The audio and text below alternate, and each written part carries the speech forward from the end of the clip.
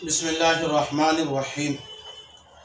वलौ तरका सलासा बनाती इब्निन बादुहुन्ना अस्फलु मिन बादिन व सलासा बनाती इब्नी इब्निन आखरा बादुहुन्ना अस्फलु मिन बादिन व सलासा बनाती इब्नी इब्नी इब्निन आखरा बादुहुन्ना अस्फलु मिन बादिन बिहादिही सूरती मय्यत ज़ैद अल-फ़रीक़ुल अव्वल अल-फ़रीक़ुल सानी अल-फ़रीक़ुल सालिस इब्न अमर इब्न बकर इब्न खालिद इब्न बकर इब्न इब्न इब्न बिन्त इब्न बिन्त इब्न बिन्त इब्न बिन्त इब्न बिन्त बिन्त इब्न बिन्त बिन्त अल-उलिया मिनल फ़रीक़िल अव्वल ला युवाज़ीहा अहदुन वल वुस्ता मिनल फ़रीक़िल अव्वल तुवाज़ीहा अल-उलिया मिनल फ़रीक़िल सानी वस्सुफ़ला मिनल फ़रीक़िल अव्वल तुवाज़ीहा अल-वुस्ता मिनल फ़रीक़िल सानी वल उलिया मिनल फ़रीक़िल सालिस वस्सुफ़ला मिनल फ़रीक़िल सानी तुवाज़ीहा अल-वुस्ता मिनल फ़रीक़िल सालिस वस्सुफ़ला मिनल फ़रीक़िल सालिस ला युवाज़ीहा अहदुन। इज़ा अरफ़्ता हाज़ा फ़नक़ूलु लिल उलिया मिनल फ़रीक़िल अव्वली अन-निस्फ़ु वलिल वुस्ता मिनल फ़रीक़िल अव्वली मअ मन युवाज़ीहा अस्सुदुसु तकमिलतन लिस्सुलुसैनि वला शैअ लिस्सुफ़लयाति इल्ला अन यकूना मअहुन्ना गुलामुन फ़युअस्सिबुहुन्ना मन कानत बिहिज़ाइहि व मन कानत फ़ौक़हु मिम्मन लम तकुन ज़ाता सहमिन व युस्क़ितु मन दूनहु। देखिए, इबारत का तर्जमा मैं आखिर में करूँगा, इबारत का मतलब समझिए। इस मसले में एक मसला समझाना चाह रहे हैं, मसला तशबीब। ये मसला तशबीब है क्या, आप इसकी लुग़वी और इस्तिलाही तारीफ़ पहले जान लें। देखिए, मसला तशबीब, लफ्ज़ तशबीब, ये बाब तफ़ईल का मज़दर है। शब्बब युशब्बिबु तशबीबन, ये बाब तफ़ईल का मज़दर है। माना है कि अशआर में औरतों के अखलाक और हुस्न, महासिन और औसाफ को ज़िक्र करना। क्यों? इसलिए कि जब शायर अपने शेर के शुरू में इब्तिदाई जुमलों और इब्तिदाई कलिमात और इब्तिदाई मिसरों में औरत के औसाफ, हुस्न और जमाल को बयान करेगा तो जाहिर सी बात है, सुनने वाले और देखने वाले लोग दिलचस्पी लेंगे और आखिर तक सुनने के लिए बैठेंगे। और जब शुरू ही औरत के हुस्न और जमाल से अपने कलाम को आगाज़ करेगा तो जाहिर सी बात है कि दिलचस्पी लेंगे सुनने के लिए। तो ये शब्बब युशब्बिबु तशबीबन के माने हुए कि औरत के हुस्न और जमाल को शेर में बयान करना, ये लुग़वी माने हुए।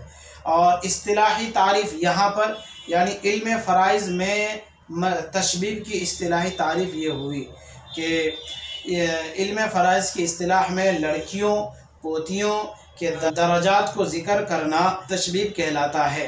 एक बार फिर से सुन लीजिए, इल्म फ़राइज़ में तशबीब कहते हैं कि लड़कियों और पोतियों के दरजात को ज़िक्र करना तशबीब कहलाता है। ज़करल बनाती अला इख्तिलाफ़ि दरजाती। बहरहाल ये तो इस्तिलाही तारीफ़ हुई। और आप इस्तिलाही तारीफ़ से मुनासबत देखेंगे, जब मैं मसला बनाऊंगा तशबीब का तो वहाँ पर सिर्फ़ लड़कियों का ही और पोतियों का ही तज़किरा होगा, लड़कों का तज़किरा नहीं आएगा। तो यही एक मुनासबत है कि तशबीब कहते हैं कि शायर अपने कलाम को लड़कियों के हुस्न और जमाल से शुरू करता है। और मसला तशबीब यहाँ पर इल्म फ़राइज़ की इस्तिलाह में लड़कियों और पोतियों का तज़किरा होगा और उनके दर्जात को बयान किए जाएंगे। तो वहाँ पर शायर लड़कियों के तज़किरे को बयान कर रहा है और यहाँ पर इल्म फ़राइज़ में पोतियों और लड़कियों का ही तज़किरा हो रहा। तो यही एक मुनासबत है जिसकी वजह से इस मसले को मसला तशबीब कह दिया गया।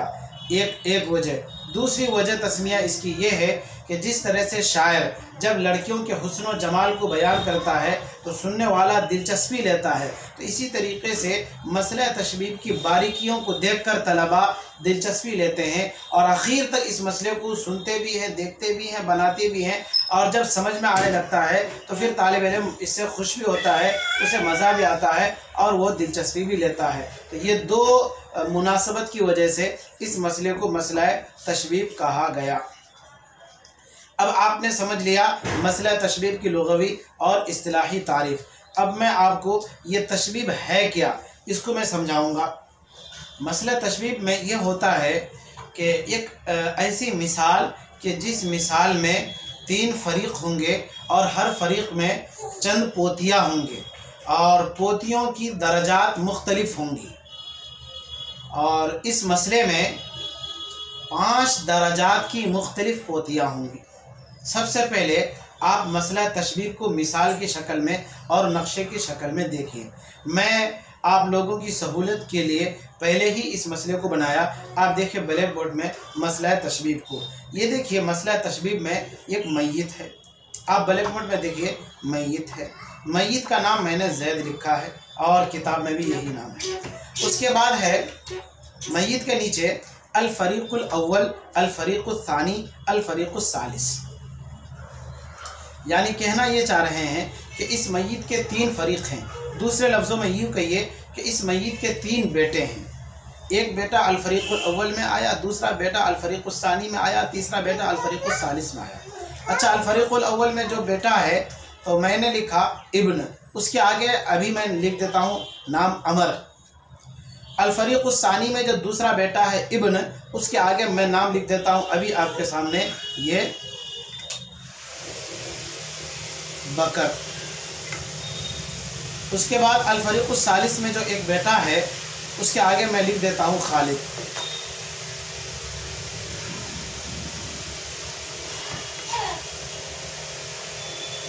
तो ये मैयत है जैद और उसके 3 बेटे हैं। एक बेटे का नाम अमर, दूसरे बेटे का नाम बकर, तीसरे बेटे का नाम खालिद। तो 3 फ़रीक़ हुए, 3 बेटे तो 3 फ़रीक़। अब उस फ़रीक़ अव्वल से यानी अल फ़रीक़ुल अव्वल अमर जो बेटा है उससे आप देख रहे हैं ब्लैक बोर्ड में मसला में कि एक बेटा है इब्न और एक उसके साथ पोती है बिन। किसकी पोती है? जैद की पोती है। इसका मतलब ये हुआ कि अमर का एक बेटा और एक बेटी, और मैयत जैद की ये पोती हुई और एक बेटा हुआ। तो जैद की फ़रीक़ अव्वल से एक पोती है और एक बेटा है, और इसी जैद की फ़रीक़ सानी से एक बेटा है। मैंने नक्शे में लिखा है और आप ब्लैक बोर्ड में देख रहे हैं। इसी जैद की फ़रीक़ सालिस से एक बेटा है। अच्छा, अब मैं यहाँ पर दर्जा अव्वल लिख देता हूँ ताकि समझने में आसानी हो। तो अब आप देखिए कि फ़रीक़ अव्वल में जैद की एक पोती है, फ़रीक़ सानी से जैद की कोई पोती नहीं है, फ़रीक़ सालिस से जैद की कोई पोती नहीं है। अब जैद की फ़रीक़ अव्वल से एक बेटा है और एक बेटी है। ये दर्जा दुव्वम मैं पहले लिख देता हूँ यहाँ पर।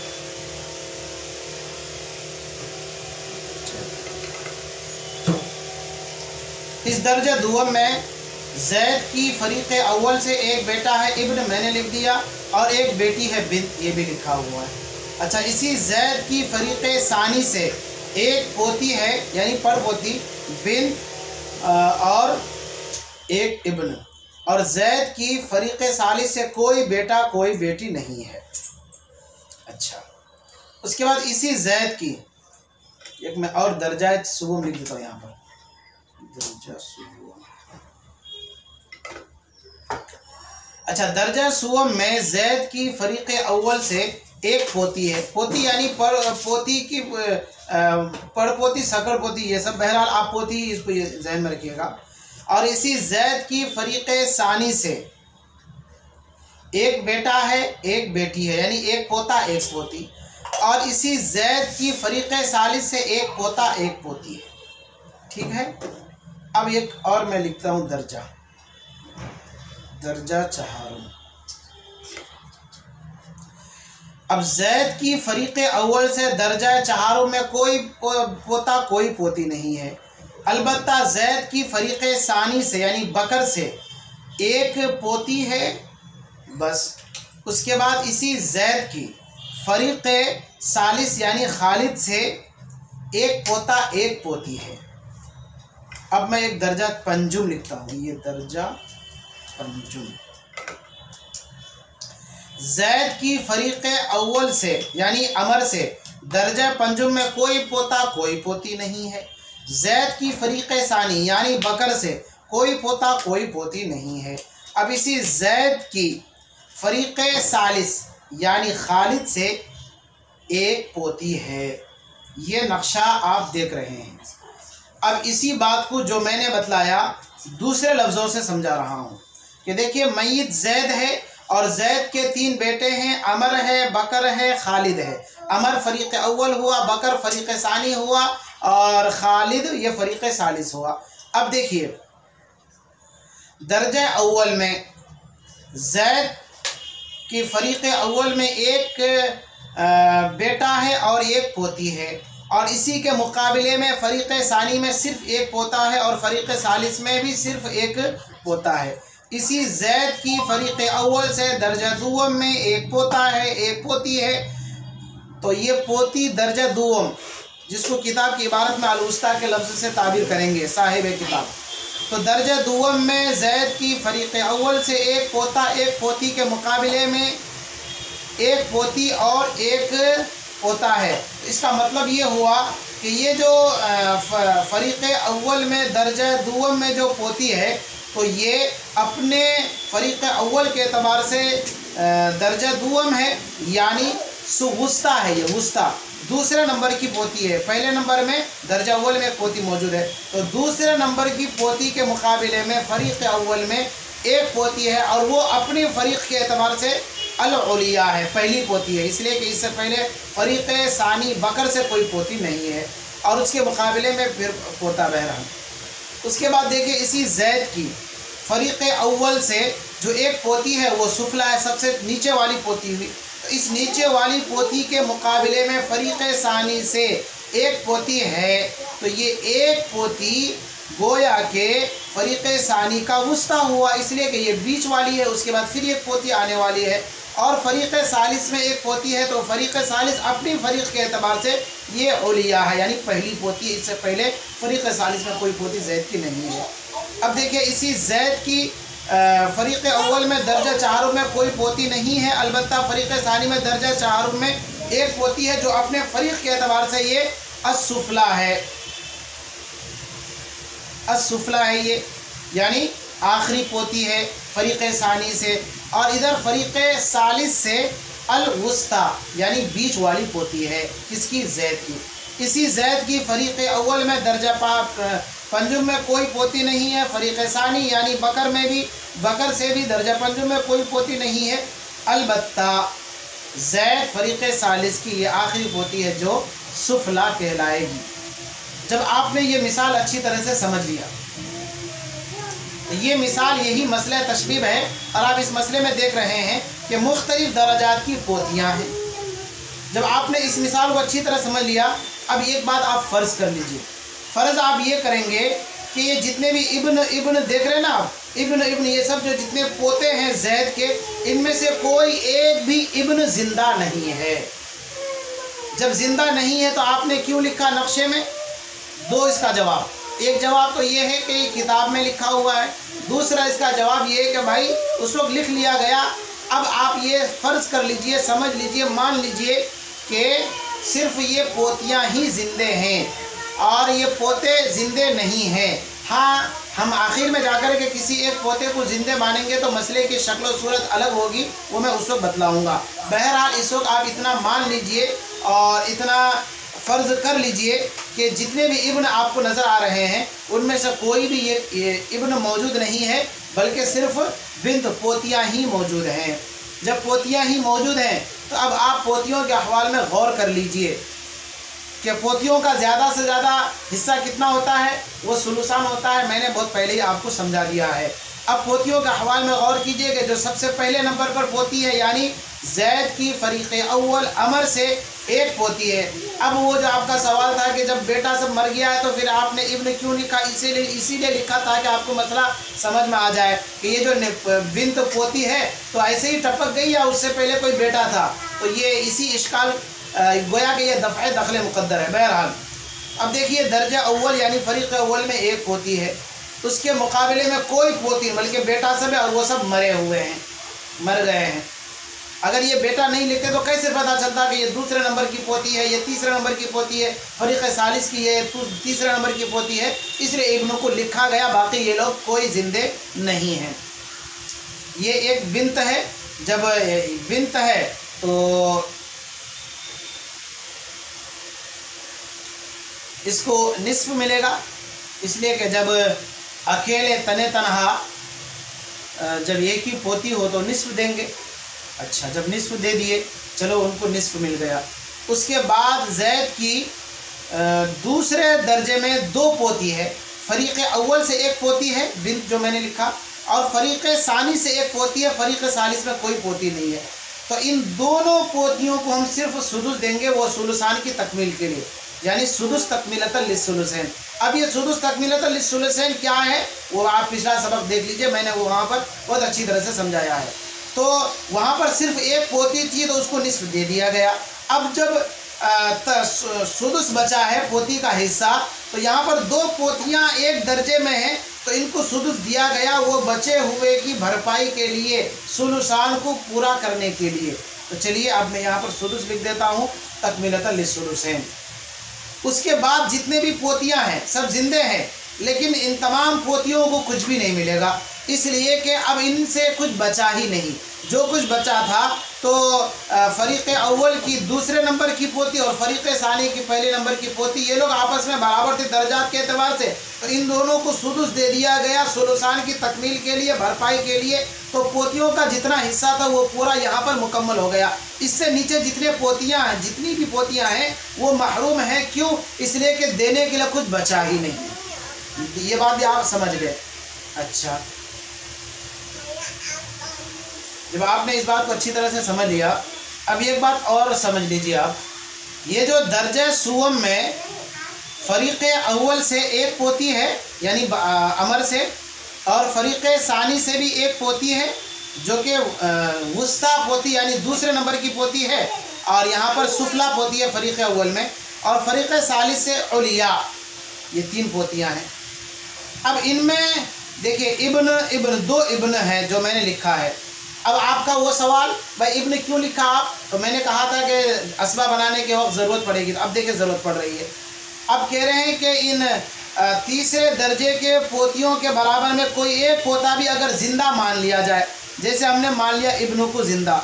अब जब इस इब्न को ज़िंदा मान लिया तो ये इब्न क्या करेगा, ये असबा बिन नफ्स बनेगा, और अपने बराबर में जितनी भी पोतियाँ हैं, यानी फरीक़ अव्वल में से आखिरी पोती है, नीचे वाली पोती है, फरीक़ सानी से बीच वाली पोती है, और फरीक़ सालिस से ये पहली वाली पोती है। इन तीनों पोतियों को कोई भी एक इब्न अगर ज़िंदा मान लिया जाए तो इन तीनों पोतियों को असबा बिल गैर बना देगा। बराबर वाले पोतियों को, तीनों पोतियों को असबा बिल गैर बना देगा, ठीक है। और अगर हम चौथे और 5वें दर्जे वाले ये इसके एक बात और कि इससे नीचे जितनी भी पोतियां हैं वो तो बहरहाल महरूम हो जाएंगी। क्यों? इसलिए कि असबा बनाने के बाद नीचे वाले जितने भी पोतियां हैं तो अब अहवाल पढ़ेंगे। ऊपर दर्जे का पोता अगर मौजूद हो तो इस सूरत में पोतियां महरूम हो जाती हैं, यानी बेटा और ऊपर दर्जे का पोता हो। आप अहवाल में गौर कीजिएगा, पोतियों का अहवाल में मैंने बतलाया, बेटा और अगर ऊपर दर्जे का पोता हो तो इस सूरत में पोतियां महरूम। तो अब हमने तीसरे दर्जे में किसी भी एक पोते को ज़िंदा मान लिया तो ये पोता अपने बराबर वाले पोतियों को असबाबिल गैर बना देगा, ऊपर वाले पोतियों को असबाबिल गैर बना देगा, लेकिन अपने से नीचे वाले पोतियों को ये महरूम कर देगा। क्यों? इसलिए कि नीचे वाले पोतियों के मुकाबले में ऊपर दर्जे का पोता मौजूद है और इस सूरत में पोतियाँ महरूम हो जाती हैं। अच्छा, उसके बाद अगर हम चौथे दर्जे में कोई एक पोता को जिंदा मान लें, जैसे आप चौथे दर्जे में देखिए फरीक़ अव्वल से कोई भी एक पोती नहीं है, अलबत्ता फरीक़ सानी से एक पोती है जो सबसे नीचे वाली पोती है अपने फरीक़ के एतबार से, बकर की पोतियों में से। अच्छा, फरीक़ सालिस में से ये दूसरे नंबर की पोती है। अब यहाँ पर एक इब्न है फरीक़ सालिस में, तो चौथे दर्जे के पोतियों में अगर एक भी पोता को हम जिंदा मान लेंगे तो ये अपने बराबर में 2 पोतियों को और अपने ऊपर वाले पोतियों को असबाब बिल गैर बना देगा और अपने से नीचे वाले पोती को ये महरूम कर देगा। और अगर 5वें दर्जे में कोई भी अगर पोता हम जिंदा मान ले, किसी को अगर फ़र्ज तस्लीम कर ले, तो इस सूरत में ये अपने से ऊपर वाले पोतियों को अस्बाबिल गैर बना देगा। और ज़वील फुरूज से जितना भी हिस्सा बचेगा, अस्बाबिल गैर के मानी होते हैं कि अस्हाब फराइज़ से बचा हुआ सारा हिस्सा और इनकी अदम मौजूदगी में पूरा हिस्सा ले लेगा। अब जब ये किसी भी एक पोते को ज़िंदा मान लेंगे तो इस सूरत में अस्बाबिल गैर होने की सूरत में पोता को डबल मिलेगा, यानी लिज़्ज़करी मिस्लु हज़्ज़िल उन्सयैन का कायदा चलेगा। पोता को डबल मिलेगा और पोतियों को सिंगल मिलेगा। तो ये आपने मसला तशबीह को अच्छी तरह समझ लिया। अब आइए इबारत का तर्जमा और मतलब समझते हैं। देखिए, मैंने तो इबारत पढ़ लिया है, अब एक बार तर्जमे के साथ इबारत पढ़ता हूँ। देखिए, वलौ तरका सलासा बनाती इब्निन, और अगर कोई 3 पोतियाँ छोड़े, बाज़ुहुन्ना अस्फलु मिन बादिन, उनमें से बाज़ पोतियाँ बाज़ से नीचे हो, व सलासा बनाती इब्नी इब्निन आखरा, और दूसरे बेटे से 3 पोतियाँ छोड़े, बाज़ुहुन्ना अस्फलु मिन बादिन, उनमें से बाज़ पोतियाँ बाज़ से नीचे हो, व सलासा बनाती इब्नी इब्नी इब्निन आखरा, और तीसरे दर्जे यानी तीसरे बेटे के 3 बेटियों यानी पोतियों को छोड़े, बाज़ुहुन्ना अस्फलु मिन बादिन, बाज़ उनमें पोतियाँ बाज़ से छोटी नीचे होंगी, बिहादिही सूरती, इस नक्शे के एतबार से, जो नक्शा मैंने आपको अभी समझाया अच्छी तरीके से, और ये नक्शा आप अभी किताब में देख रहे हैं, मैं पढ़ता हूँ। मैं ये ज़ैद एक फ़रीक़, अल फ़रीक़ुल अव्वल इब्न, उसका नाम अमर, अल फ़रीक़ुल सानी इब्न, उसका नाम बकर, अल फ़रीक़ुल सालिस इब्न, उसका नाम खालिद, फिर उसके बाद इब्न बकर इब्न इब्न इब्न बिन्तुन इब्न बिन्तुन इब्न बिन्तुन इब्नुन बिन्तुन इब्नुन बिन्तुन बिन्तुन इब्नुन बिन्तुन बिन्तुन। मैं तर्जमा कर रहा हूँ इसलिए जल्दी पढ़ रहा हूँ, आपको परेशान नहीं होना, मैंने मतलब पहले ही समझा दिया है। अब आप देखिए जो मतलब मैंने समझाया और इस नक्शे को सामने रख करके देखिए। अल उलिया मिनल फ़रीक़िल अव्वल ला युवाज़िहा अहदुन, के फ़रीक़े अव्वल की पोती उसके मुकाबले में कोई भी पोती नहीं है। देखिए, फ़रीक़ अव्वल के पोती के मुकाबले में कोई भी पोती नहीं है। अच्छा, वल वुस्ता मिनल फ़रीक़िल अव्वल, और फ़रीक़े अव्वल की वुस्ता पोती दूसरे नंबर की पोती, तुवाज़िहल उलिया मिनल फ़रीक़िस सानी, फ़रीक़े सानी की उलिया पोती बराबर में है फ़रीक़े सानी की पहली नंबर की पोती बराबर में है।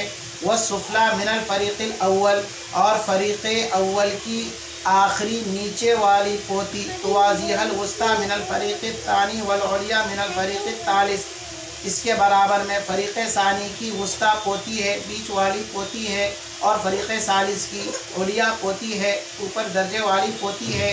व सुफ़ला मिनल फ़रीक़ित तानी, और दूसरे नंबर और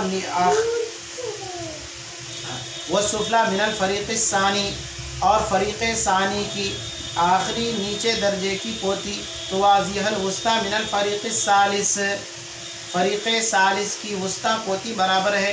व सुफ़ला मिनल फ़रीक़ित तालिस, और 30 फ़रीक़े सालिस की सुफ़ला पोती नीचे दर्जे वाली पोती, ला युवाज़िहा अहदुन, इसके बराबर में कोई पोती नहीं है। आपने नक्शा अगर समझा है तो आप अच्छी तरह समझ जाएंगे। इदा अरफ़्ता हादा, जब आपने इस मसले को समझ लिया, इस नक्शे को पहचान लिया, फ़नक़ूलु, तो हम कहेंगे, लिल उलिया मिनल फ़रीक़िल अव्वल, फ़रीक़े अव्वल की उलिया पोती को, ऊपर दर्जे वाली पोती को, पहले दर्जे वाली पोती को अन-निस्फ़ु, निस्फ़ मिलेगा, जैसा कि नक्शे में मैंने दिया था। वल वुस्ता मिनल फ़रीक़िल अव्वल मअ मन युवाज़िहा, और फ़रीक़े अव्वल की वुस्ता बीच वाली पोती,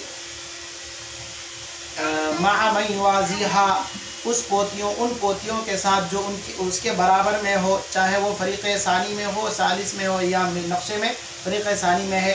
अल-सुदुसु तकमीलतन लिस्सुलुसैन, दोनों पोतियों को सुदुस देंगे सुलुसान को पूरा करने के लिए, 2/3 को पूरा करने के लिए।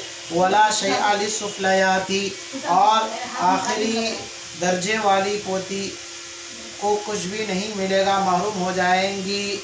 ये नक्शा आपके सामने था, और नक्शे में किसको निस्फ़ सुदुस तकमीलतन मिला वो आपके सामने तर्जमा इबारत की शक्ल में भी और मतलब की शक्ल में आ गया। इल्ला अन यकूना मअहुन्ना गुलामुन। मैंने जो आपको समझाया कि अगर किसी भी एक लड़के इब्न को ज़िंदा तस्वुर कर ले तो अपने बराबर वाले तमाम पोतियों को अस्बा बिल गैब बना देगा। उसी को बता रहे हैं इल्ला अन यकूना मअहुन्ना गुलामुन, मगर ये कि उनके साथ कोई लड़का हो। फयुअसिबुहुन्ना मन कानत बिहिज़ाइही, तो वो पोता वो लड़का अपने बराबर वाली पोतियों को अस्बा बिल गैर बना देगा। वमन कानत फौक़हु, और अपने ऊपर दर्जे वाली पोतियों को भी अस्बा बिल गैर बना देगा। मिम्मन लम तकुन ज़ाता सामिन, उन पोतियों को जिनको सिहाम नहीं मिला है, और जिनको सिहाम मिला है जैसा कि निस्फ मिला है किसी को और दो को सुदुस तकमिलतन लिस्सुलुसैन मिला है, इनको नहीं मिलेगा। क्यों? इसलिए कि इनको तो अस्हाबे फ़राइज़ होने की हैसियत से हिस्सा मिल रहा है। वयुस्क़ितु मन दूनहु, और वो लड़का अपने नीचे वाले पोतियों को महरूम कर देगा, साक़ित कर देगा। चलिए हमारा यहाँ पर सबक मुकम्मल होता है। दुआ फरमाए अल्लाह तबारक व तआला हमारी इस मेहनत को कबूल फरमाए, ज़रिया नजात बनाए, सदका जारिया बनाए। अगर आपको कुछ पूछना है तो आप पूछ सकते हैं, तो आपका नंबर भी मौजूद रहता है और पूछने के लिए